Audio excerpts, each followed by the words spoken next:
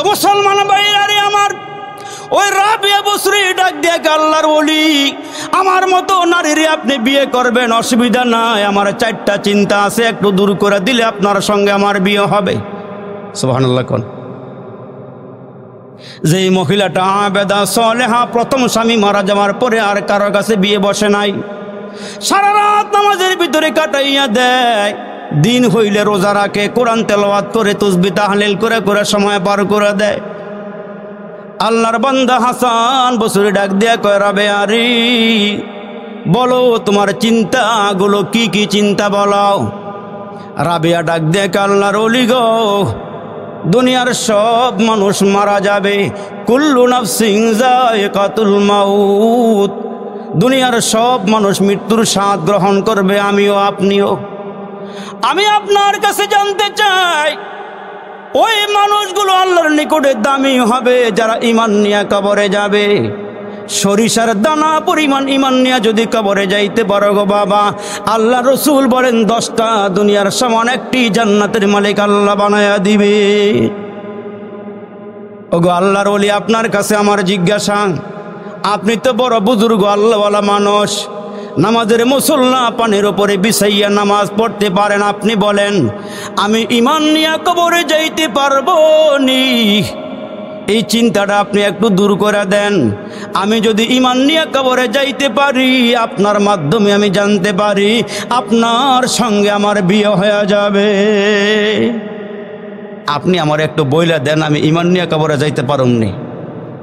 ঈমান বড় দামি জিনিসের নাম, ঈমান মহাদৌলতের নাম, ঈমানদারের দাম আল্লাহর কাছে অনেক বেশি। বিয়া বাড়ির মধ্যে যেমন বরের দাম, জামাইয়ের দাম, তাম দুনিয়ার কাফের বেদিনদের মাঝখানে মুসলমানের তেমন দাম। সুবহানাল্লাহ, সুবহানাল্লাহ। আপনি যত শিক্ষিত হন, ডিগ্রিদারি হন, জামাই ছাড়া ওই মেয়ের বাড়িতে গেলে 2 পয়সারও দাম নাই।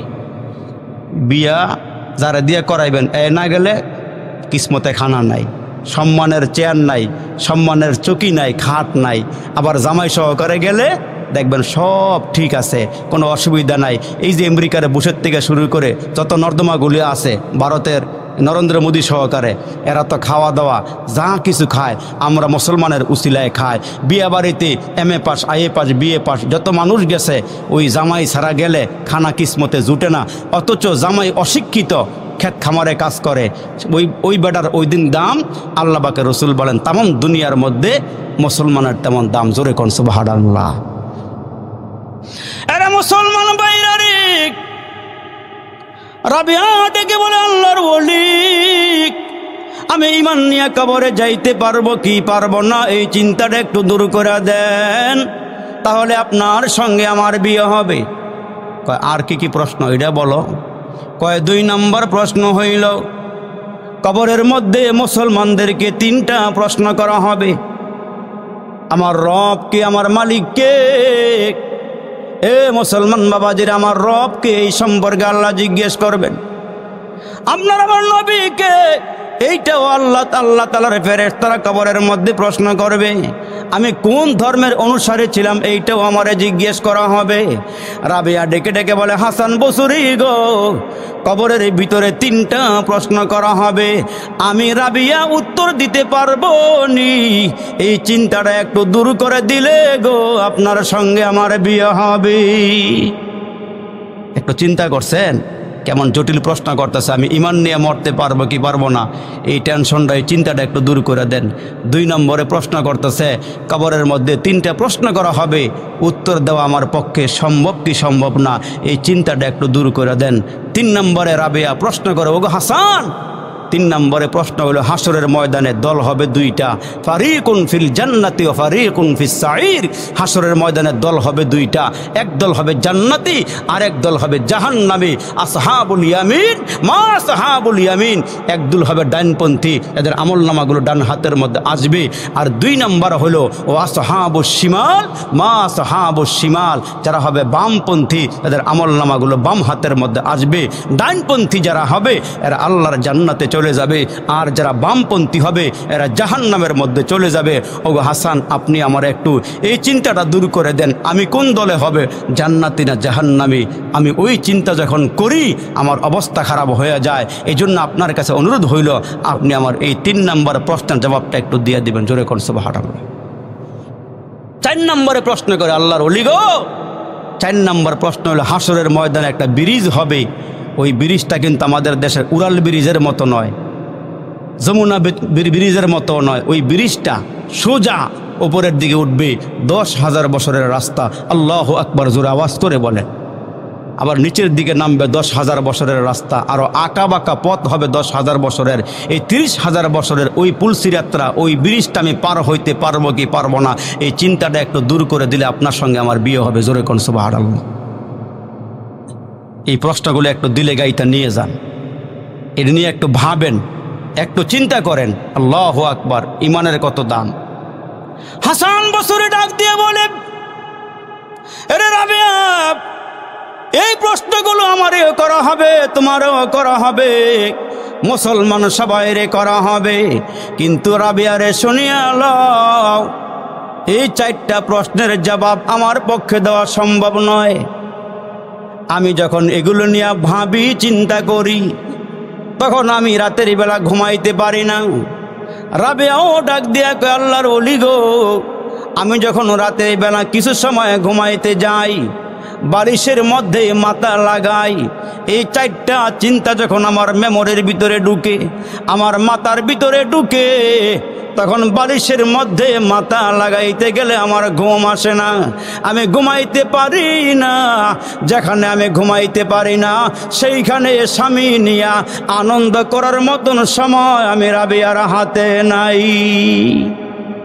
আমি বিয়ে বসতে চাই না, আমি আমার সময়টারে আল্লাহর জন্য অক্ষ করে দিয়া লাইছি।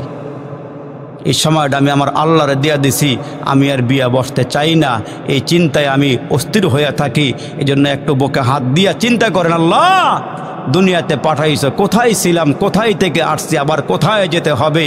এই দুনিয়ার রং তামাশা, দুনিয়ার বাহাদুরি তো বেশি দিনের না। আল্লাহ যে আমরা দুনিয়াতে পাঠাইয়া দিয়া বলছে, বান্দা যাও দুনিয়াতে যাও। রসুল বলেছেন, আর দুনিয়া মজরাওয়াতুল আখিরা, দুনিয়া হইল আখিরাতের খেতে স্বরূপ। এই দুনিয়া থেকে ফসল লাগাইয়া যান, জান্নাতের মধ্যে গিয়া ফল বক্ষণ করবেন।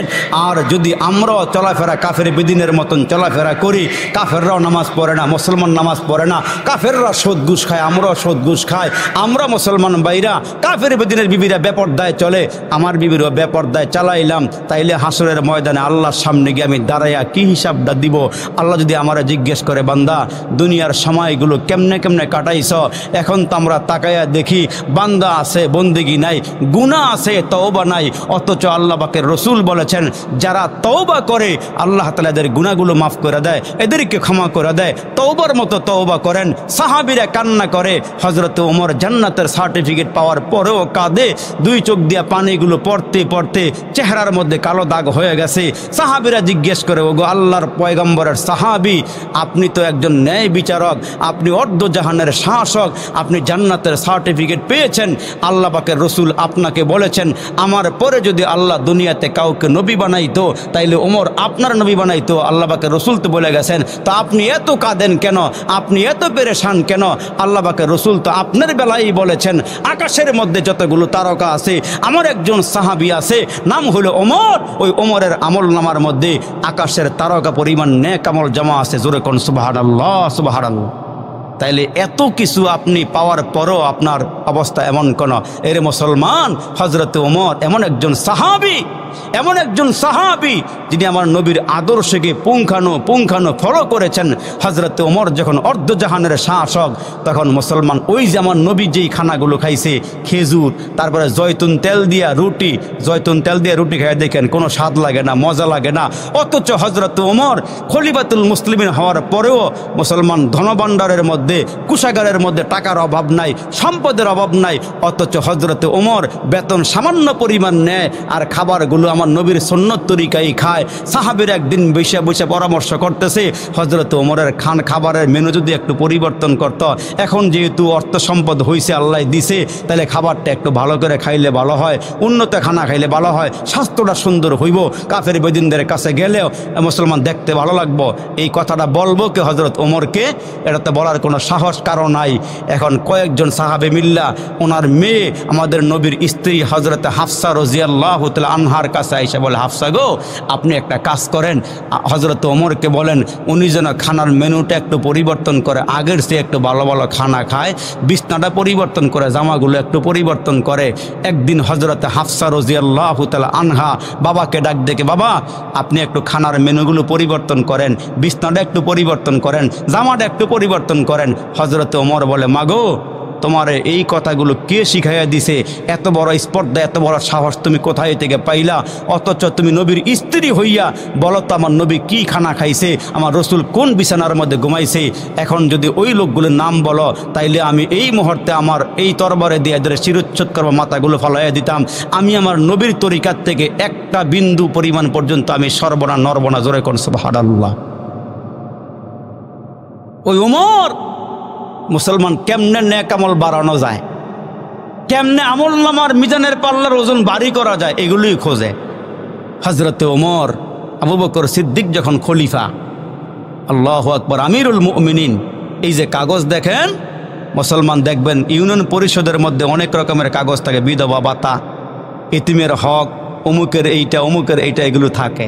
তা একদিন হযরতে ওমর আবু বকর সিদ্দিকের পরিষদে গিয়ে দেখে একটা কাগজ পড়ে আছে, কাগজের মধ্যে বিধবা নারীদের, আপনার এলাকায় যত বিধবা নারী আছে যেমন বয়স্ক ভাতা দেয়, হযরত আবু বকর সিদ্দিক ওই বিধবা নারীদের নামের তালিকা করে রেখেছেন, পাশাপাশি একজন করে খাদেমের নাম লেখা রাখছেন যারা খেদমত করবে। কিন্তু সর্বশেষ একজন বিধবা মহিলার নাম, যে মহিলার বাড়িটা মদিনার থেকে অনেক দূরে, মুসলমান পাহাড়ি এলাকার মধ্যে বাড়ি, ওই বিধবা মহিলার স্বামী নাই, বৃদ্ধা মহিলা, ওই মহিলার নামের সাথে কোনো খাদেমের নাম লেখা নাই যে এই মহিলার খেদমতরা উমুক বান্দায় করবে সওয়াবের নিয়তে, সওয়াবের আশায়, কারো নাম লেখা নাই। হযরতে ওমর তালিকাটা হাতে নিয়ে আবু বকর সিদ্দিককে ডাক দিয়ে বলে, ভাই আবু বকর, এই যে আপনি সবার নামের সাথে সাথে একজন করে খেদমত গুজার বান্দার নাম লেখা রাখছেন, সর্বশেষ যেই মহিলাটা আছে এই মহিলার নামের সাথে কোনো খাদেমের নাম লেখা নাই, আপনি অনুমতি দিলে এই খেদমতরা আমি করতাম। সুবহানাল্লাহ, জোরে বলেন এই খেদমতরা আমি করতাম।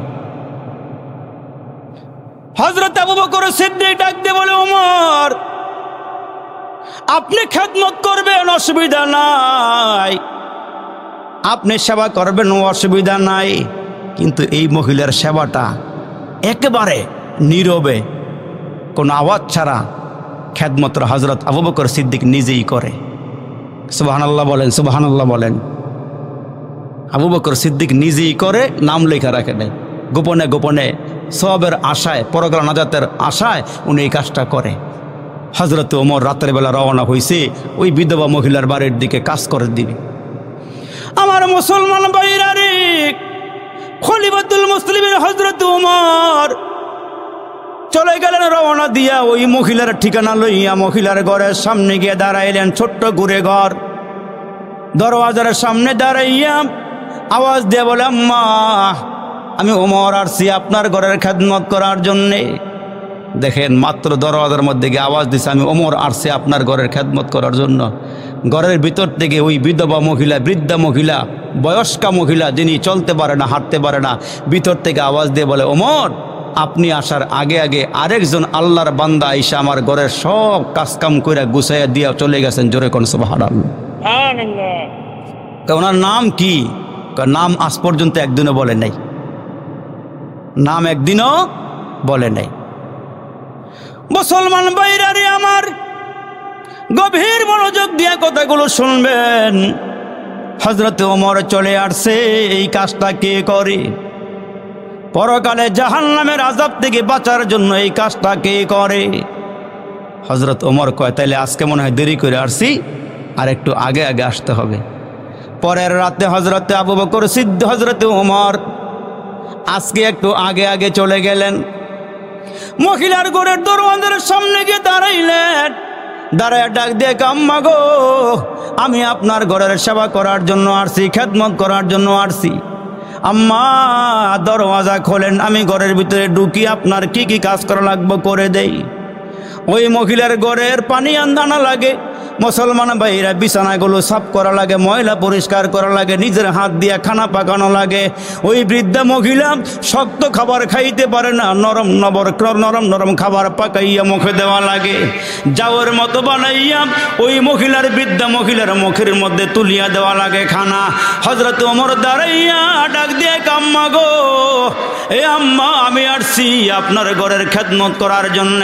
মহিলা দরওয়াজা না খুলিয়া ভিতর থেকে ডাক দেখে, ওমর আপনি আজকেও দেরি করে বানাইছেন, আপনি আসার আগে আগে যেই লোকটা আমার ঘরের কাজকর্ম করে উনি সব কাজকর্ম কইরা বিদায় হয়ে চলে গেছেন।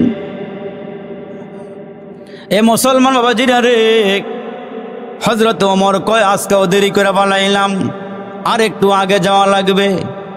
3 নম্বর দিনের মুসলমান আস্তে আস্তে হযরত ওমর অন্য রাতের তুলনায় আজকে আর একটু আগে রওনা দিলেন। এমনি এরা জান্নাতের সার্টিফিকেট পায় নাই, এমনি আল্লাহ এদেরকে নাজাত দেয় নাই, এমনি মুসলমান এদের উপরে রহমতের বৃষ্টি বর্ষণ হয় নাই। হযরত ওমর তৃতীয় রাতে ওই মহিলার ঘরের সামনে আর একটু আগে চলে গেলেন। দরওয়াজায় গিয়ে আওয়াজ দিলেন, আম্মা গো, আমি ওমর রাদিয়াল্লাহু তাআলা আনহু আসছি আপনার ঘরের খেদমত করার জন্য। ওই মুহূর্তে মহিলা ভিতর থেকে ডাক দেখে, ওমর আপনি আজকেও দেরি করে বলাইছেন, আপনি আসার আগে আগে যেই লোকটা আমার ঘরের খেদমত করে উনি সব কিছু কইরা আমার ঘরে পানি আইনা আমার বিছানা পরিষ্কার কইরা আমারে ওই মুহূর্তে খানা পাকাইয়া নিজের হাত দিয়া মুসলমান ভাইরা লোকমা বানায়া বানায়া খাওয়াইয়া দিয়া মহিলারে শোয়াইয়া হযরত আবু বকর সিদ্দিক চলে আসছে। হযরত ওমর চতুর্থ রাত্রে একেবারে আগে আগে আজকে আবু বকর সিদ্দিক যায় নাই, যাওয়ার জন্য রওনা দিছে। সুবহানাল্লাহ সুবহানাল্লাহ। পায়ের মধ্যে স্যান্ডেল জুতা নাই, খালি পায়ে নগ্ন পায়ে উনি হাঁটতেছে, উনি চলতেছে। মুসলমান ভাইরারে আমার, হযরত আবু বকর সিদ্দিক যায়, এর আগে আগে হযরত ওমর চলে গেলেন। হযরত ওমর দরওয়াজার কিনারায় গিয়ে দাঁড়ায়া রইলেন। দাঁড়ায়া থাকার পর গো বাবাজি, হযরত আবু বকর সিদ্দিক আস্তে আস্তে হাইটে হাইটে মহিলার ঘরের সামনে গিয়ে দাঁড়াইছে। হযরত ওমর ডাক দিয়ে বলে, কে গো আপনি, আপনার পরিচয় কি? কয় আমি আবু বকর। সুবহানাল্লাহ। কয় আপনি? কয় হ্যাঁ, এই মহিলার ঘরের সেবা করার জন্য আসছি। কয় আপনি খলিফাতুল মুসলিমিন, আপনার পায়ে জুতা স্যান্ডেল নাই কেন? আপনি তো নাম লেখেন নাই, আপনি সেবা করেন আমারে কেন বলেন নাই? হযরত আবু বকর সিদ্দিক ডাক দিয়ে কয়, এরে ওমর, আমি কেন খালি পায়ে হাইটে হাইটে আসি জানো নি? যদি মানুষগুলো আমার জুতার স্যান্ডেলের আওয়াজ পাইয়া ঘুম ভেঙ্গে পালায়, যদি ঘুম ভেঙ্গে যায় তাইলে আমার জনগণের কষ্ট হবে, এই জন্য খালি পায়ে আসছি। এরে ওমর, ওপেন আমল না, কিছু গোপন আমলের দরকার আছে, এই জন্য আমি এই মহিলার খেদমত করি রে ওমর। হযরত ওমর চোখের পানিগুলো সেরে সেরে ডাক দিয়া, আবু বকর, আমি যদি আমার জীবন শেষ করে ফেলাই আপনার মতন আমল করে জান্নাতে যাইতে পারবো না। এরে মুসলমান বাইরে আমার, নবীজির 4 জন সাহাবীর মধ্যে 72 সাহাবীর কথা আমার ভাই বলে গেলেন হযরত ওসমান। আমার নবী একদিন ডাক দিয়ে বললেন, মদিনার মাটিতে রসুল যাওয়ার পরে যখন মসজিদ বানাইলেন, মুসলমান বাবাজিরা আমার, আস্তে আস্তে মুসলমানের সংখ্যা বাড়া শুরু হয়ে গেছে। মসজিদের ভিতরে এখন জায়গা সংকুলন হয় না। আল্লাহ রসুল ডেকে ডেকে বললেন, সাহাবীরা রে, এই যে বারান্দার যে জায়গাটা আছে, এখন যেই জায়গাটা রিয়াজুল জান্নাহ নামে পরিচিতি লাভ করেছে, এরে মুসলমান, ওই জায়গাটার কথা আল্লাহ পাকের রসুল বললেন, কে পারবা এই জায়গাটা একটু কিনিয়া দিবা, আমি রসুল আমার জিম্মাদারিতে ওই লোকটারে আল্লাহর জান্নাতে পৌঁছাইয়া দিবা। এই জায়গাটা আমার লাগবে নামাজ পড়ার জন্য, কে পারবা? আমি তারে আমার সঙ্গে জান্নাতে নিয়ে যাব। সাহাবীদের মধ্য থেকে কেউ দাঁড়াইতেছে না। হযরত ওসমান গনি নীরবে নির্জনে আস্তে করে বাড়ি চলে গেছে। এশার নামাজ শেষ কইরা বাড়িতে গিয়ে ব্যাগের ভিতরে টাকা ঢুকাইয়া, এই জায়গাটা একজন ইহুদির জায়গা, ওনার বাড়িতে চলে গেছে। বাড়িতে যাওয়ার পরে দিয়ে আল্লাহু আকবার বলতেছে, ওসমান কি জন্য আসছ? ওই জায়গাটা আমার লাগবে, আমার রসুল বলেছেন জায়গাটা কিনিয়া নেওয়ার জন্য। ইহুদি বলে, না জায়গা আমি বিক্রি করুম না। কয়, না ভাই জায়গাটা বিক্রি করতেই হবে, আমার রসুল বলেছেন এই জায়গাটা যে কিনে দিবে তারে আল্লাহ পাকের রসুল সঙ্গে করে জান্নাতে নিয়ে যাবে। আমি ওই লোভে আসছি, জান্নাতের লোভে, আমার রসুলের সঙ্গে আমি জান্নাতে যাব। এই লোকটা বলে, জায়গা কিনবার আসছ? জায়গার দাম মনে করেন 10 টাকা, দাম চাইছে 100 টাকা। 100 টাকা দাম চাওয়ার পরেও হযরত ওসমান বলে, ভাই দাম কত? ভাই জায়গার দাম কম, যেহেতু নিবা দামটা একটু বাড়াইয়া দিলাম 100 টাকা। হযরত ওসমান বলেন, এই নেও টাকা, জায়গা লেখা দাও। আর একটু জোরে বলেন না সুবহানাল্লাহ, সুবহানাল্লাহ। হযরত ওসমান গনি জায়গাটা কিনে কাগজ করে, এই কাগজ পকেটে লইয়া বাসায় যায় নাই, ঘরে যায় নাই, সোজা মসজিদে চলে গেছে। দাঁড়ায়া দাঁড়ায়া তাহাজ্জুদ নামাজ পড়ে। আমার নবী যখন তাহাজ্জুদ নামাজ শেষ করে হুজরাত থেকে বের হইছেন, তাকায়া দেখেন সবার আগে আগে হযরত ওসমান নামাজ পড়তেছে। রসুল কাছাকাছি গিয়ে বলে, ওসমান তুমি এত তাড়াতাড়ি কেমনে আইলা? বেলালার আগে দিয়ে এসে বসছ। হুজুর বাড়িতেই যাই নাই। আর একটু জোরে কর না সুবহানাল্লাহ। ওই নবীজি, আমি ঘরেই যাই নাই, আমি তো ঘরে একবার ফাঁকদা গেছিলাম টাকা আনতে। রসুল কয়, কেন? আপনি না বলছেন এই জায়গাটা কিনা দিলে আপনি জান্নাতে নিয়ে যাবেন। আমার রসুল এত খুশি হয়েছেন, ফজরের নামাজ শেষ করে সালাম ফিরিয়া সাহাবীদের সামনে আল্লাহ পাকের রসুল আওয়াজ দিয়ে বলে, সাহাবীরা শোনো, এই জায়গাটা হযরত ওসমান কিনে দিয়েছে। আমি বলেছিলাম ওসমানকে নিয়ে জান্নাতে যাব। এই জায়গাটা আজকে আমি একটা নগদ ঘোষণা দিয়ে যাই, হযরত ওসমানের কিনা এই জায়গাটাকে আল্লাহ পাক জান্নাতের টুকরা বানায়া দিয়েছে। এই জায়গার নাম হচ্ছে রিয়াজুল জান্নাহ। সুবহানাল্লাহ, জোরে বলেন। আর ওসমান শুনো, তুমি আমার সঙ্গে আল্লাহ পাকের জান্নাতে যাইবা, অসুবিধা নাই, তুমি আমার সঙ্গে জান্নাতে যাইবা। আল্লাহু আকবার। দানের দ্বারা মানুষের সম্মান বাড়ে না, কমে না, বাড়ে। আর সৎকা তারুদ্দুল বালা, সৎকার মাধ্যমে বালা মুসিবত দূর হয়ে যায়, আপদ বিপদ সরে যায়, মুসিবত দূর হয়ে যায়। যে জায়গাটাতে বসে আছেন এই জায়গাটা ঈদগাহের জায়গা। এই ঈদগাহ বড় করবেন। কয়েকটা জায়গা যেমন ঈদগাহ, গোরস্থান, মসজিদ, মাদ্রাসা, এগুলো সদকায়ে জারিয়ার সওয়াব, কবরও শুয়ে শুয়ে পাইতে থাকবেন। এই জন্য আমাদের শ্রদ্ধাভাজন ইমাম খতিব সাহেব হুজুর, মুফতি হাফেজ মাওলানা আলামিন সাহেব হুজুর বলেছেন যে ঈদগাহের জন্য কমিটির পক্ষ থেকে একটা আদেশ করা হয়েছে। আমি মুসাফির হিসাবে আপনাদের সামনে একটা হাতরা বাড়াইয়া দিব। এই ঈদগাহের সম্প্রসারের জন্য আপনারা কিছু দিবেন।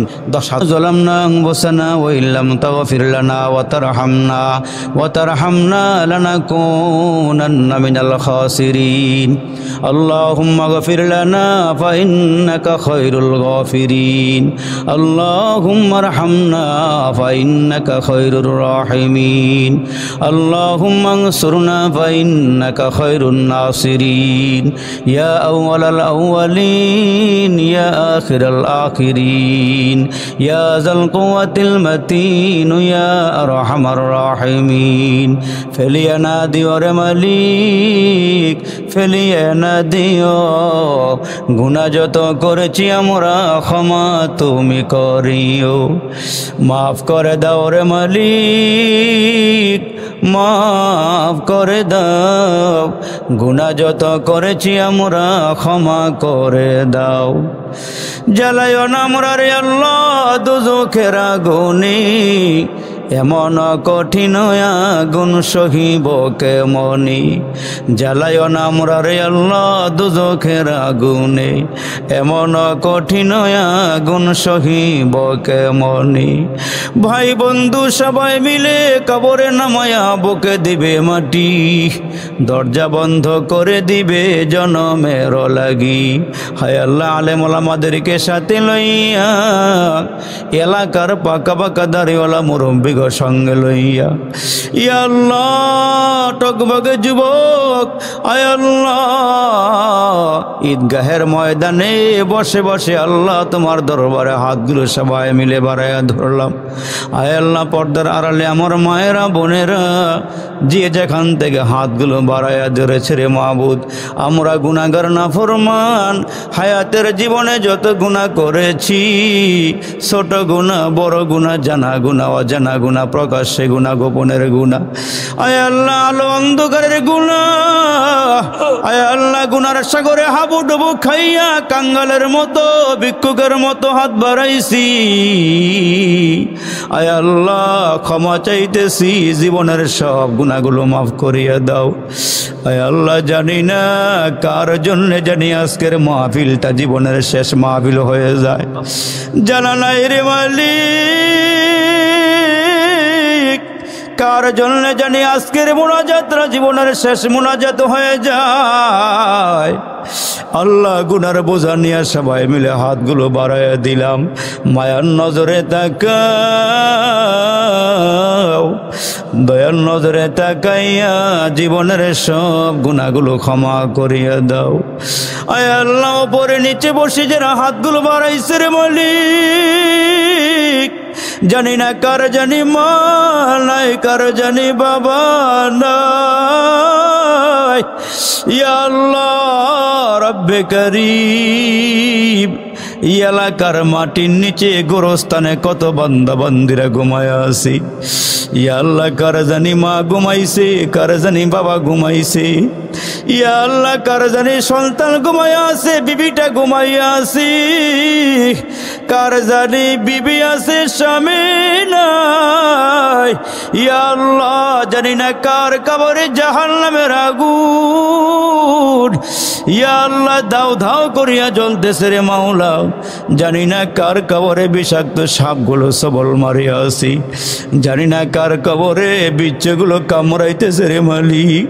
ইয়া আল্লাহ আমি গুনাহগার নাফরমান নেককার বান্দা বান্দি লইয়া হাত বাড়াইছি। ইয়া আল্লাহ আজকের মুনাজাতটা ফেরত দিও না, মেহেরবানি করে আমাদের প্রত্যেকের মুনাজাতগুলো কবুল করিয়া নাও। ইয়া আল্লাহ কবরে আযাব থাকলে মাফ করে কবরগুলো জান্নাতের বাগান বানায়া দাও। ইয়া আল্লাহ তাকায়া দেখো সন্ধ্যা থেকে এ পর্যন্ত তোমার বান্দারা তোমার বান্দির আরামের ঘুম হারাম করে মাহফিলে বসিয়া রইল। ইয়া আল্লাহ এই বসাগুলো তুমি কবুল করে নাও। ইয়া আল্লাহ বসার বিনিময়ে জিন্দেগির গুনাহগুলো মাফ করিয়া দাও। ইয়া আল্লাহ যে যেখান থেকে হাজিরা দিছি প্রত্যেকের হাজিরাগুলো কবুল করিয়া নাও। ইয়া আল্লাহ ঈদগাহের জন্য যারা টাকা দিয়া পয়সা দিয়া জানে মালে ইয়া আল্লাহ রব্বে করিম সিমেন্ট দিয়া সহযোগিতা করলো, আল্লাহ তুমি দানগুলো কবুল করে নিও। দানকে ওসিলা করে হাসরের দিন নাজাতের ওসিলা বানাইয়া দিও। আল্লাহ ঈদগাহের কমিটি যুবক ভাইদেরকে কবুল করিয়া নিও। ইয়া আল্লাহ রব্বে করিম এদেরকে নিঃস্বার্থে কাজ করার সুযোগ করে দিও।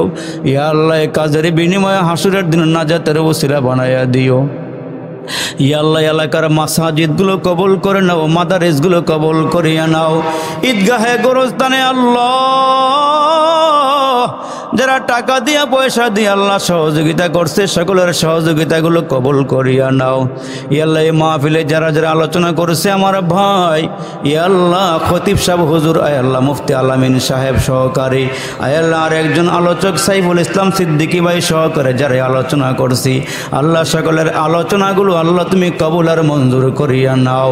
ইয়া আল্লাহ মুরব্বীদেরকে কবুল করে নাও।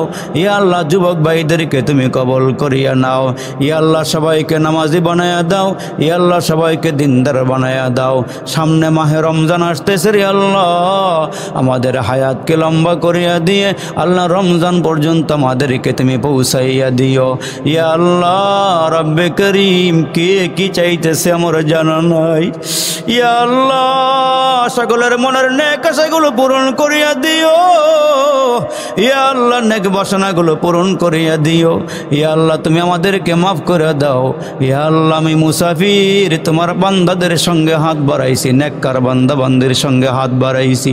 আল্লাহ মেহেরবানি করে এসবার মুনাজাতগুলো তোমার শাহী দরবারে কবুল করিয়া নাও। মোহাব্বতে ওয়াজ শুনলো যারা এই মাহফিলে আসি